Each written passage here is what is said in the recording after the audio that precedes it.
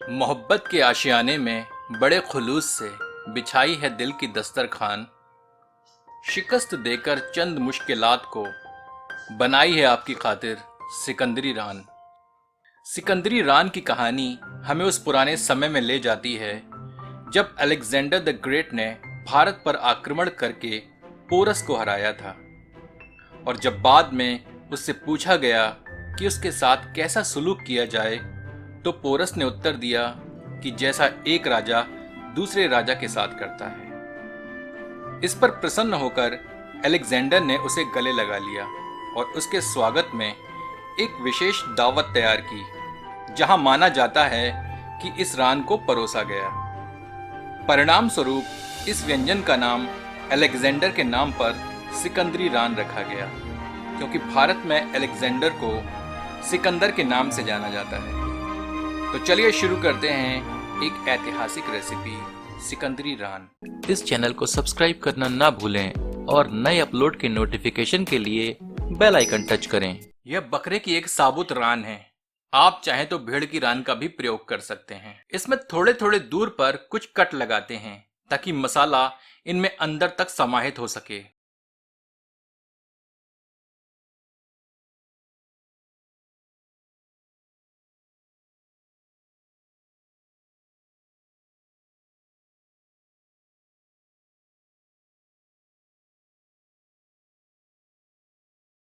यह कच्चे पपीते को छिलके सहित पीसकर हमने पेस्ट बनाया है।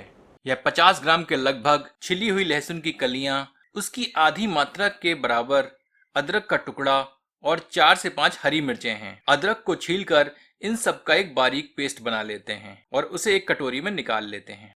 अब बकरे की रान में अच्छी तरह से नमक छिड़कते हैं। 1 टेबलस्पून अथवा स्वादानुसार लाल मिर्च का पाउडर छिड़कते हैं। 1 टेबलस्पून पपीते का पेस्ट ऐड करते हैं और 1 टेबलस्पून अदरक, लहसुन और हरी मिर्च का पेस्ट ऐड करते हैं। इन सबको रान में अच्छे से रगड़ते हैं, खास तौर पर चीरों में भी अच्छे से लगाते हैं।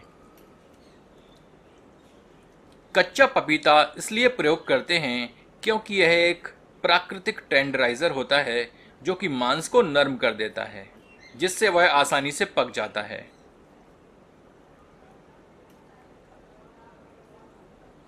रान की दूसरी तरफ भी यह प्रक्रिया दोहराते हैं। यह पहला मैरिनेड हम इस रान में सुबह के समय लगा रहे हैं। इसे हमें पहले 2 से 3 घंटे कमरे के तापमान पर ढक कर रखना है। तत्पश्चात रेफ्रिजरेटर में शाम तक के लिए रख देते हैं। तो समय के लिहाज से 12 घंटे के लगभग हमें इस मैरिनेड में इस रान को रखना है। यह 150 ग्राम के लगभग दही है, जिसको इस तरह हमने एक बारीक छन्नी में रखकर एक बर्तन में अटका दिया है, जिसे इसका सारा पानी टपक कर कटोरे में इकट्ठा हो जाए। इसे इसी तरह रात भर के लिए रेफ्रिजरेटर में रख देते हैं ताकि इसका सारा पानी निकल जाए। पानी निकाले दही को एक बर्तन में निकाल लेते हैं।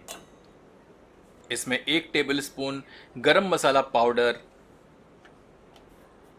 स्वादानुसार काला नमक,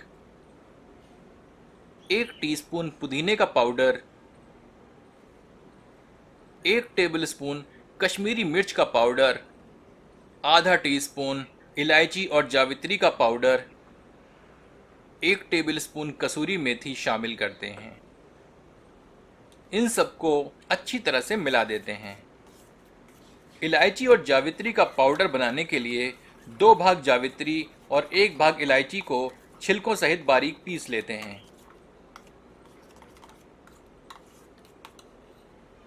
थोड़ा सा optional orange red food colour add करते हैं ताकि इस मैरिनेड में अच्छी सी रंगत आ जाए। फिर से मिला देते हैं।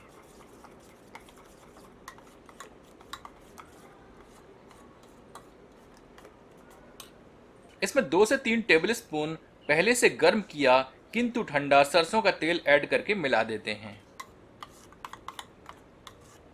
यह हमारा दूसरा मैरिनेड तैयार है। रान को पहले मैरिनेड में रखे हुए 12 घंटे हो चुके हैं। इसने नमक की वजह से काफ़ी सारा पानी छोड़ दिया है।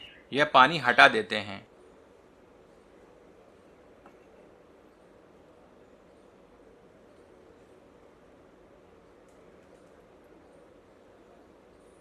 अब इस रान में दूसरा मैरिनेट अच्छे से लगाते हैं।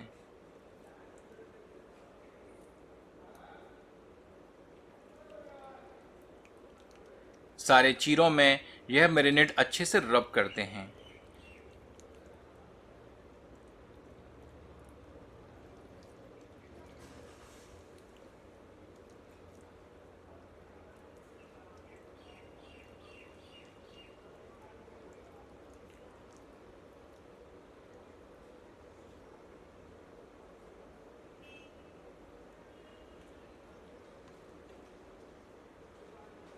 इसे कवर करके अगले 12 घंटों के लिए रेफ्रिजरेटर में रख देते हैं।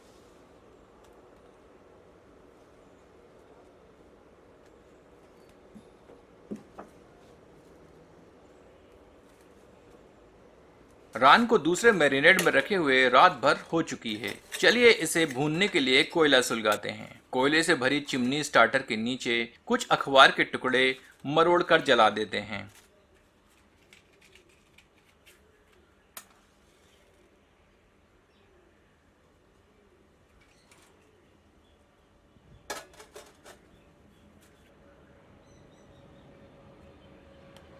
इसे आधे घंटे के लिए छोड़ देते हैं ताकि कोयला अच्छे से सुलग जाए।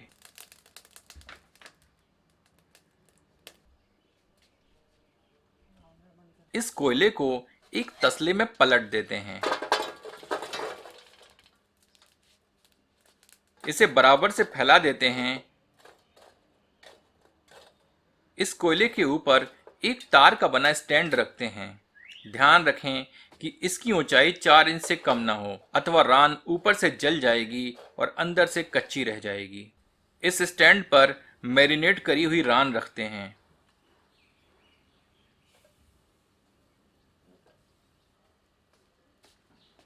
इसे 5 से 7 मिनट तक एक तरफ सेकने के बाद पलट देते हैं।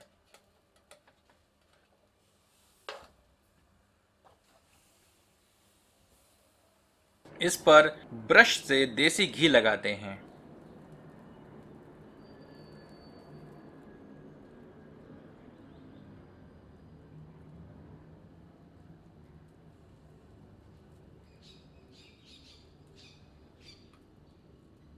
घी लगाते ही रान की रंगत निखर जाती है। इस रान को इसी तरह धीमी आंच पर सेकते रहते हैं जब तक कि यह रान अच्छे से भुन नहीं जाती। समय समय पर पलटते रहते हैं ताकि यह जले नहीं और समान रूप से भुन जाए। दूसरी तरफ भी घी की ब्रशिंग करते हैं।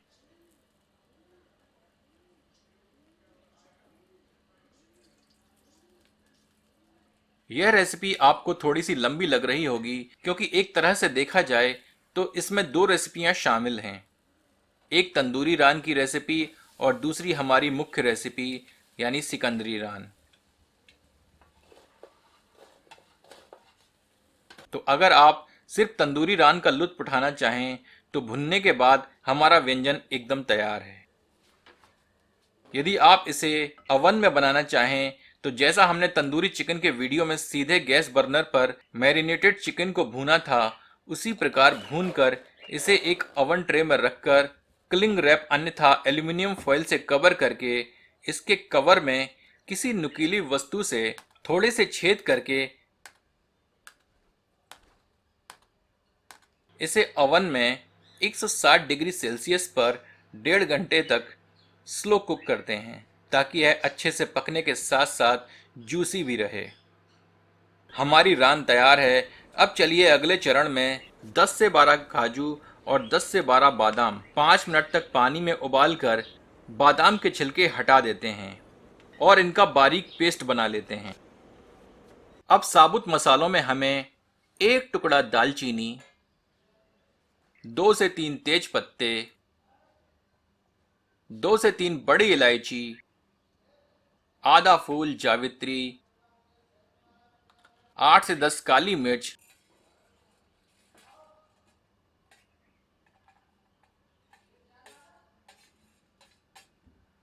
7 से 8 लौंग, 2 से 3 हरी इलायची, 5 से 6 साबुत लाल मिर्च, एक चौथाई टुकड़ा जायफल, 1 टीस्पून जीरा और 1 टीस्पून पत्थर के फूल की आवश्यकता है। पिसे मसालों में हमें 1 टीस्पून धनिया पाउडर, 1 टीस्पून जीरा पाउडर, आधा टीस्पून हल्दी पाउडर, आधा टीस्पून सौंफ का पाउडर, 1 टेबलस्पून कश्मीरी लाल मिर्च का पाउडर, 1/4 टीस्पून सौंठ यानी अदरक का पाउडर, 1 टेबलस्पून अथवा स्वादानुसार नमक और आधा टीस्पून गरम मसाला पाउडर की आवश्यकता है।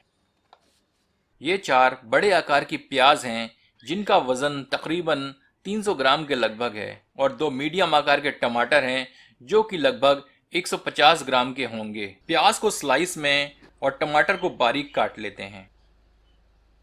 अब एक बड़ा बर्तन लेते हैं जिसमें कि तंदूरी रान आसानी से पकाई जा सके, और इसमें 200 ml के लगभग सरसों का तेल धुआं देने तक गर्म करते हैं। आप चाहें तो केवल देसी घी अथवा वेजिटेबल ऑयल और देसी घी का मिश्रण भी प्रयोग कर सकते हैं। इस गर्म तेल में तेज पत्ता ऐड करते हैं, दालचीनी शामिल करते हैं, फिर स्टर करते हैं।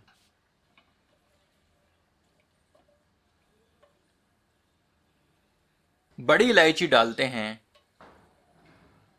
आंच को मीडियम पर रखकर हरी इलायची शामिल करते हैं, जावित्री सम्मिलित करते हैं, पत्थर के फूल ऐड करते हैं तथा अन्य बचे हुए साबुत मसाले भी शामिल करते हैं, किंतु लाल मिर्च अभी नहीं डालते।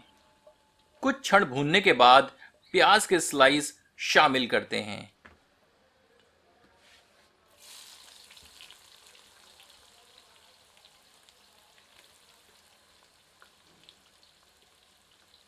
तेज आंच पर 2 से 3 मिनट भूनते हैं और साबुत लाल मिर्च शामिल करते हैं।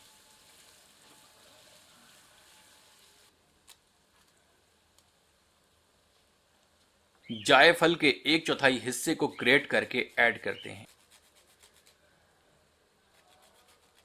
मिलाकर मीडियम आंच पर प्याज के गोल्डन कलर होने तक भूनते हैं। साबुत मिर्च प्याज के बाद शामिल करने से ये जलेगी नहीं और हमारी ग्रेवी को तीखापन प्रदान करेगी। प्याज भुन चुकी है, अब पिसे हुए मसालों को सम्मिलित करते हैं।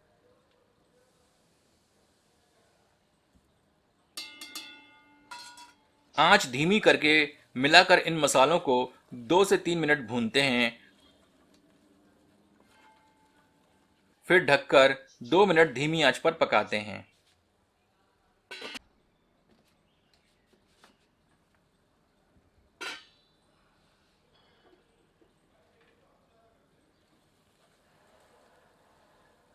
ये 100 ग्राम के लगभग चर्बी है जिसे हम मसालों के साथ शामिल कर रहे हैं।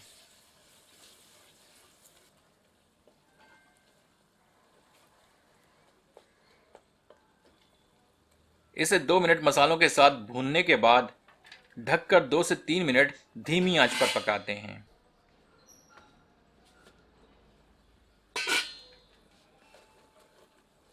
यह बचा हुआ मैरिनेड है जिसमें रान को रखा गया था, इसे भी मसालों में ऐड करते हैं।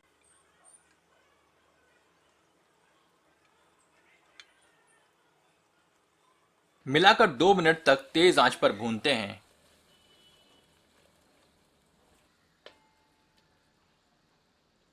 अब कटे हुए टमाटर सम्मिलित करते हैं। इन्हें भी बाकी मसालों के साथ मिलाते हैं और 2 से 3 मिनट तक भूनते हैं।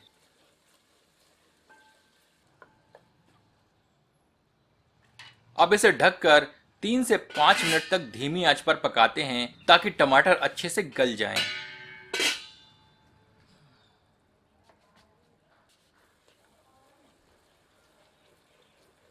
हमारा मसाला जबरदस्त दिख रहा है।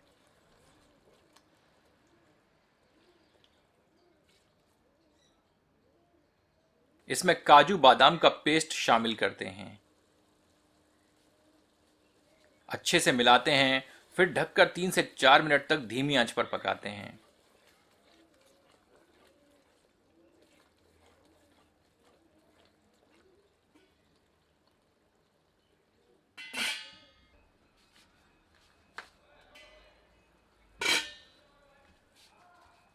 ये देखिए, ये सारी सामग्रियां और मसाले अच्छे से भुन चुके हैं।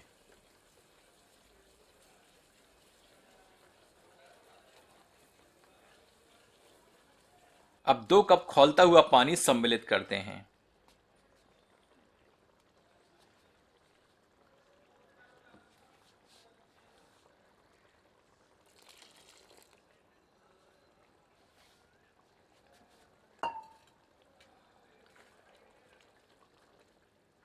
तेज आंच पर अच्छे से मिला देते हैं। इसे ढककर 5 मिनट तक धीमी आंच पर पकाते हैं ताकि ग्रेवी के सारे तत्व आपस में मिल जाएं।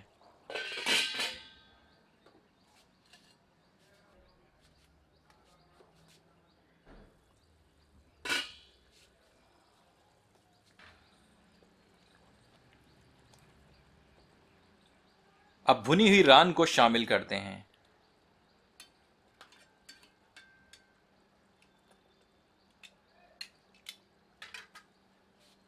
पाँच मिनट के लिए ढक देते हैं और इसे धीमी आंच पर पकने देते हैं।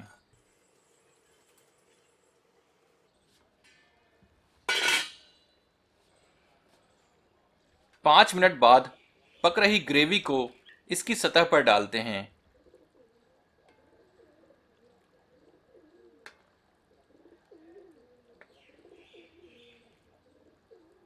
और रान को पलट देते हैं ताकि दूसरी ओर भी ये ग्रेवी के साथ पककर इसके जायके को बढ़ाए। फिर से ग्रेवी रान के ऊपर डालते हैं। ऐसा करने से ग्रेवी स्टर भी हो जाती है और रान में नमी भी बरकरार रहती है। फिर से ढककर 5 मिनट धीमी आंच पर पकाते हैं। हमारी सिकंदरी रान पक चुकी है और हमारा व्यंजन लुत्फ उठाने के लिए तैयार है।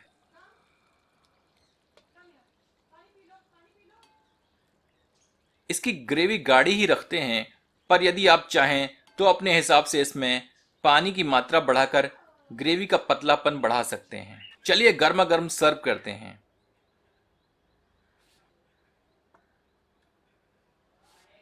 यह व्यंजन 3 से 4 लोगों के लिए पर्याप्त है। इसका लुत्फ आप अपनी पसंद की रोटी, नान इत्यादि से उठाएं। तो नोश फरमाएं सिकंदरी रान का अपनों के साथ। अगर आपको ये वीडियो पसंद आया हो तो इसे शेयर करके हमारे चैनल को ग्रो करने में सहायता करें।